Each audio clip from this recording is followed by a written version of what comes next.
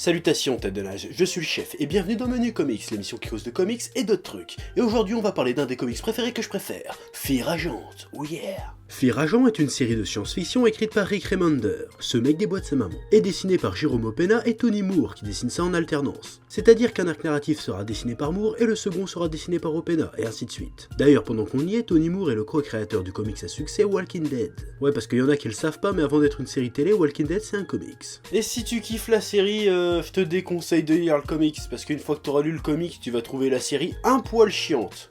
Mais après, c'est toi qui vois. Bref, Fear Agent a été édité aux States par Dark Horse Comics de 2005 à 2010. Même s'il y a eu une pause d'environ un an en 2009, pas contre-temps Remender a signé un contrat d'exclus chez Marvel. Ou par ailleurs, il a signé un run du Punisher carrément trop cool, mais c'est pas le sujet. Fear Agent prend donc fin après 32 numéros, par la suite compilé en 6 tomes et en France c'est actuellement édité chez Aquileos.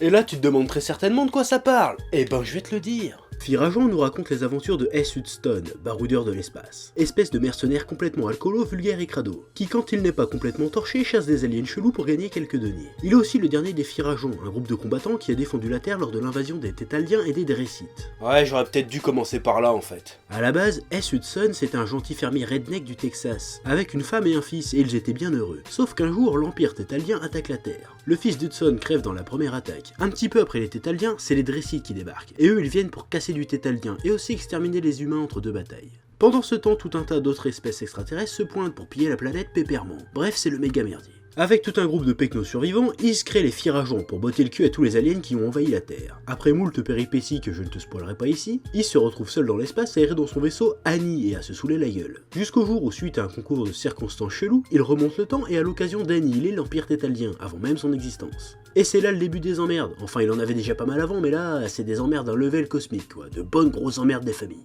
Et là, tu te demandes certainement, mais pourquoi c'est bien? Pourquoi tu devrais lire ce truc? Pourquoi est-ce que je m'emmerde à te causer de comics sur une chaîne qui parle avant tout de manga? Alors, petit 1, tu te calmes, sinon je vais te botter le cul si fort que tu vas sentir le goût de mes orteils. De 2, parce que je fais ce que je veux. Et pour la première fois, exclusivité mondiale. Et de 3, parce que Fear Agent, ça déboîte de sa grand-mère, la chienne. Ouais, comment t'expliquer ça? Bon, ouais, tu prends un peu de Walking Dead, j'en parlais tout à l'heure. Tu prends un peu de Berserk, je parle un peu de manga comme ça tu vois où je veux en venir. Tu mélanges. T'arroses de whisky, tu balances ça dans l'espace. T'as Fear Agent. Bon, bah là je crois que ça y est, je te l'ai déjà vendu là, donc bah c'est bon, je vais m'arrêter là. Allez, à la prochaine.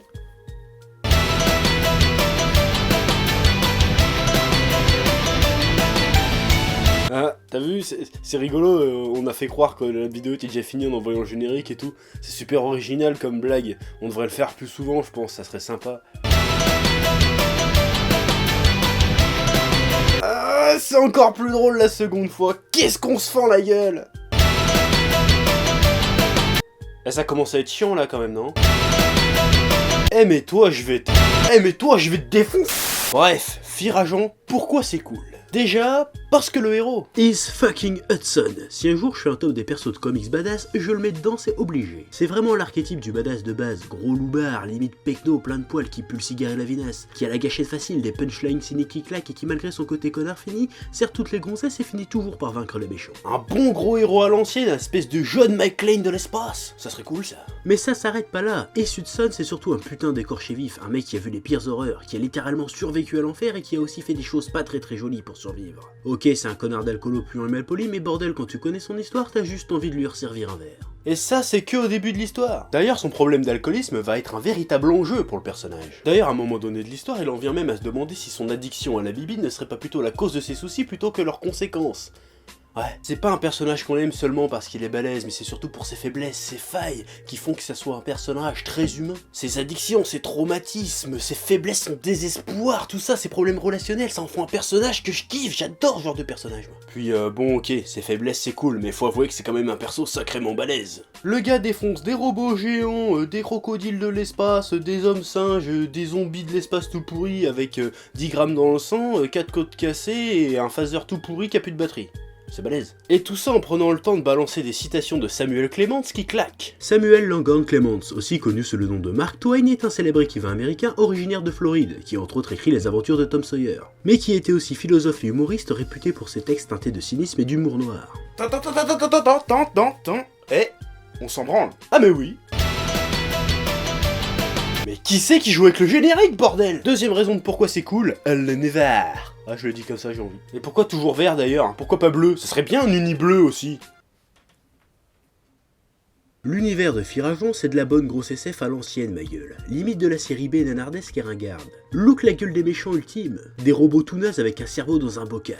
Look la gueule de son vaisseau, on dirait une version pimpée de la navette dans Tintin. Et les vieux phasers sortis des feuilletons nazes des années 50, les crocodiles à jetpack, les hommes singes des cavernes de l'espace, les monstres à tentacules qui bouffent tout. Même la science dont Firageon est abordée à l'ancienne. Cherche pas une cohérence ou une quelconque crédibilité scientifique, on en a rien à foutre. Ici la science n'est qu'un prétexte, un moyen de faire avancer l'histoire. Des fois ça va être à la limite du ridicule, mais Osef, ça marche. Le talent de Remender, selon moi, c'est de prendre tous ces éléments old school, désuets, voire même ridicules, et de quand même te sortir une espèce d'histoire super sombre, pleine d'aventures, de drames, d'action et de retournements de situation complètement tarés. Malgré un récit très dense, tout s'enchaîne à 200 à l'heure, et t'enchaînes les pages et les numéros sans les voir venir, en fait, c'est trop bien ça. Là où selon moi ça devient vraiment costaud balèze, c'est que même avec tous ces éléments farfelus, tous ces retournements de situation de ouf, ces charabia pseudo-scientifiques, le cœur du récit reste Is Hudson.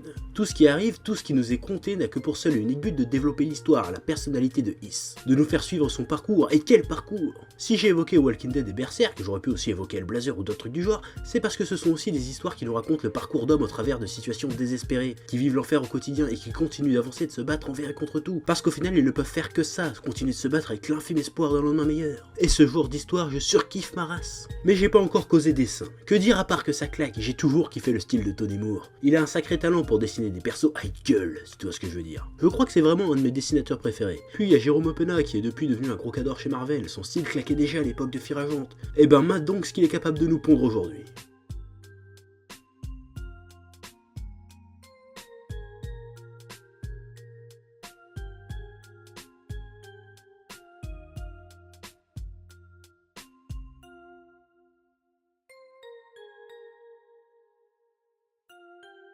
Ouais, c'est déprimant tellement ça claque, ouais.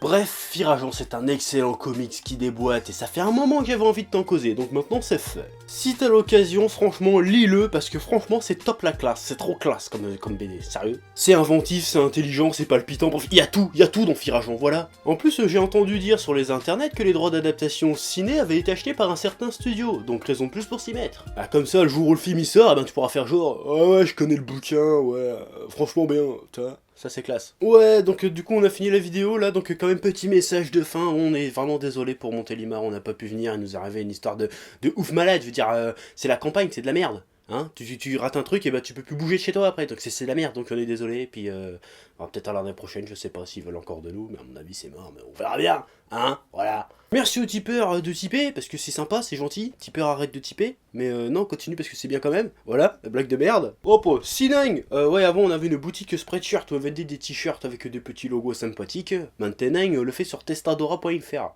Donc si ça t'intéresse, tu vas, si tu t'intéresses pas, bah tu vas pas, tu fais ce que tu veux. Et je sais pas pourquoi je parle comme ça. Voilà. Donc maintenant, je te dis à la prochaine fois, je me casse. Salut. Ah balance le générique, putain!